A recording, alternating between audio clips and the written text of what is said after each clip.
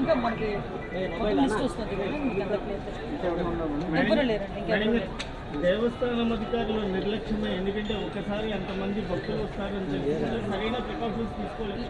నేను ప్రికాషన్స్ విషయంలో ఒక 2 days బ్యాక్ 3 days బ్యాక్ అంటే ఈ క్యూ లైన్లు మొత్తం ఆ క్యూ లైన్లు అన్నీ మేము చెక్ చేసుకోవడం జరిగింది.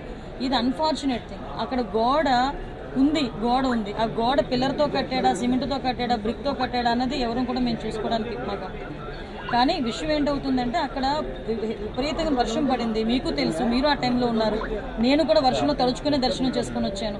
నేనే కాదు, పట్టు వస్త్రాలు సమర్పించడానికి వచ్చిన రెవెన్యూ మినిస్టర్ గారు కూడా వర్షంలో తడుచుకుని వెళ్ళారు. భారీ వర్షంలో తడుచుకుని వెళ్ళాము. ఈ వర్షం నేను దర్శనం చేసుకుని బయటకు వచ్చాను. ఇలా ఇన్ఫర్మేషన్ వచ్చింది గోడ కూలిందని. 1 or 2 ఇంజురీస్ అన్నారు.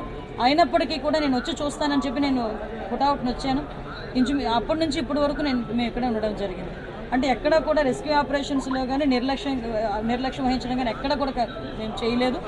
ఇమీడియట్గా క్షతగాతులు ఎవరైతే ఉన్నారో వాళ్ళందరినీ కూడా హాస్పిటల్కి తీసుకెళ్ళి మేము పంపించడం జరిగింది.